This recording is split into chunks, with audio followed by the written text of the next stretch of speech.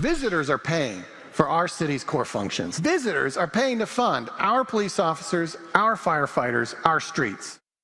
That's Mayor David Holt during his State of the City address just 2 days ago, where he talked about a variety of topics from calls to raise the hotel tax to hosting duties for the 2028 Olympics. A lot to talk about, and he joins us now live with a recap and to talk all things OKC. Mayor Holt, thanks so much for being here this morning. Well, thank you. Good morning. Of course, we know there are so many exciting things happening in Oklahoma City, and we love to see it. So let's start first. We just showed a clip there of you calling for action on raising the hotel tax. So let's talk about that and why it's needed. Yeah, sure. So that's coming right up. That's in about a month. Tuesday, August 27th. We last did this in 2004, and it got 89%. So the main reason is it's a tax you don't pay. It's a tax that visitors pay. And the way we use it is to market the city, to support events. And what has happened since we last adjusted the rate 20 years ago is other cities have raised theirs significantly higher than ours. And so they're outspending us because they use the money the same way that we do. They're spending it to market their cities, to support big events. We really need to stay competitive. This is the only thing you worry about, obviously, is having a rate so high that it would discourage hotel business. But because our tax rate is so low here, that's not an issue. The hoteliers support this, and they're really kind of the only group of people that would have any heartburn. But it does require a vote of the people, and so we've put it on the ballot for Tuesday, August 27th. And kind of the message just is, hey, this is a tax you don't pay. It's a tax visitors pay. We use it to bring more visitors who pay, you know, a lot of sales tax, a lot of hotel tax, obviously, but bring over $2 billion a year to our economy. So it's a win-win. It's about as good a deal as you can get because it's a tax we don't pay. So we're just trying to get the word out. We don't think it's a hard sell, but we want to make sure people know what they're voting on when they show up on August 27th. Yeah, we have a lot of big things happening around the city as well. And one of those right now getting a lot of attention is the possibility of hosting some events for the 2028 Olympics. We're still waiting on the official approval from the LA City Council. When can we expect to hear word? They went into soon after the announcement by LA 28 that it was their plan to put the entirety of two sports here, canoe slalom and softball.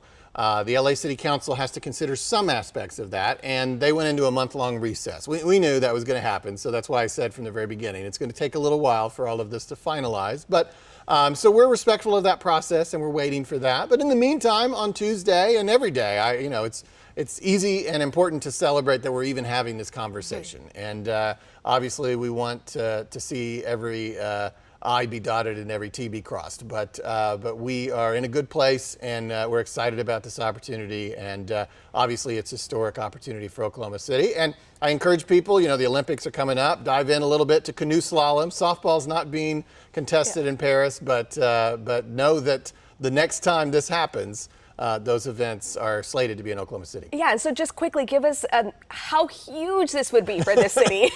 Sure. I mean, I think the Olympics transcends sports. It's the strongest brand in the world, and we've long had a relationship with it. We've got an Olympic training site. We're the home of amazing historic athletes from Jim Thorpe to Nadia Comaneci. I mean, we love the Olympics. And, you know, it's only contested in the world's global cities, especially the summer version, you know. I mean, it's going to be in Los Angeles, it's in Paris, it's in Rio and Sydney and London and Beijing, you know. It doesn't happen in Oklahoma City. So as a kid from Oklahoma City, the thought that we would have these events, that gold medals would be put around the necks of athletes here in Oklahoma City, it's unbelievable. I mean, it's an exciting and historic opportunity. Obviously, it will, you know, preparation for it and planning for it will consume the next 4 years. The summer of 28, it will be all we're talking about and thinking about. And but then the legacy lasts forever. I mean, we're gonna be proud that we hosted this event for as long as there's an Oklahoma City. And it's a pretty special thing. Yeah, and we're all looking forward to it. Fingers crossed. We would love to see that here in OKC. Yeah. Let's talk about the continued growth of the city. Recently, Embark celebrated a huge milestone with 250,000 riders for their Northwest line. Talk about what that says about the city's need for public transportation and how those needs are being met. Yeah, I mean, the progress in public transit over the last decade has kind of been revolutionary when you look at all the things. I mean, when I took office, we weren't even offering bus service on Sundays. I mean, we've moved so far are.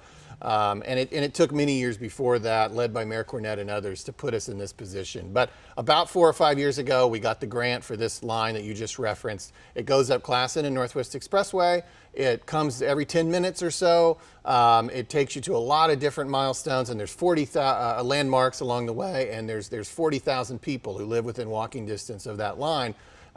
It's a technology we call bus rapid transit in the transit world that we brand it here locally, and you see it on your screen right now as the Rapid, the Northwest Rapid. What's exciting is MAPS4 will bring lines just like it to the south and to the northeast. And of course, and I talked about this in my State of the City on Tuesday, we're also talking about, the next level of this conversation is regional transit to Edmond and Norman, and the long-awaited rail line that would take you from Edmond to downtown to Norman. And that conversation will certainly proceed over the next couple of years as well. Yeah, and other exciting news, we just have been talking about this for a really long time. Twisters, it finally premiered over the weekend, had really good success too for opening weekend. Let's talk about the impact that having parts of the film filmed right here in Oklahoma City, other parts of the state had for us, and what it means for the future of the film industry in OKC. Right. I mean, #1 film in America right now, the first film to receive the new Oklahoma City Film Incentive Credit. And when you see the film, you're going to see that near the end is our logo and the fact that it was filmed in Oklahoma City.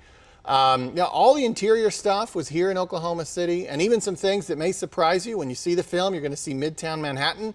And if you look closely, you'll realize that looks a lot like Park Avenue in downtown Oklahoma City. So it was either in Oklahoma City or in the surrounding communities. And great opportunity for us. Obviously, we sort of, as a community, have a special historic relationship with this franchise. But the last time it came, it was kind of a one-off. This time it's coming, and it feels like it's really part of an industry. And certainly it has contributed to that continued growth. And we're excited to see what's next. Yeah, I haven't seen it yet. I need to get out there and watch it. And before we go, Mayor, just anything for our viewers here to really look forward to the future of Oklahoma City. What's next? What's the next big thing we're looking at? Well, it sounds like you've read my speech from Tuesday, because that was kind of the theme. It was like in Oklahoma City, every time we notch some amazing accomplishment, like the arena in December, it seems like we don't rest on our laurels. We always wake up the next morning and we ask, what's next? And in this case, it's the 2028 Los Angeles Olympics. It's regional transit. It's the hotel tax so we can continue to grow our visitor industry. It's the bond issue. We've got core infrastructure needs that we're going to talk about in late 25. I mean, we continue to seek the next big thing. We continue to seek self-improvement, and it's why we continue to grow. It's why we've surged to being a top 20 city. But I think that when you look back over the last year, the point I wanted to make more than anything in the State of the City this week was, man, with the arena and the Olympics and so many other things we're talking about, this is like the best time to ever live in Oklahoma City. Enjoy it, you know. Sure, keep that energy, because I don't want you to get complacent. I want you to keep asking what's next, but take a beat and realize that you live in a special place at a unique time. And all OKC does is win, and I think we're going to continue that trend in the near future. Yeah, a lot of big, really exciting things happening in OKC. Love to see it. Mayor David Holt, once again, thank you so much for coming in. As always, we appreciate your time. Thank you.